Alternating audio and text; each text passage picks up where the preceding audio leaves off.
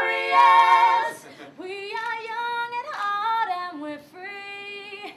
The world is ours. I can feel the music in me. Oh yeah, we arrived yesterday.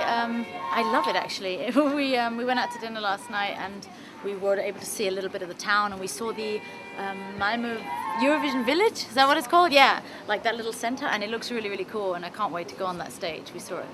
So you're nervous, excited? Yes. Both, but really, really nervous as well because I'm just. Well, have you seen the stage and the arena? It's very, nerve-wracking. No, it's a really, really special contest, and it's. It doesn't matter how long you've been on tour, it doesn't matter what you've done, it's just one of a kind, this thing, and it's, I'm really excited about it. It glitters.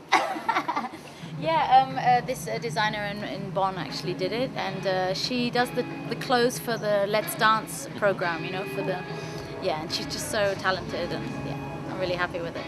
Thank you, and all the luck. Thank you. Nothing else? You didn't drop anything else? Just the shoes? I was going to lose something every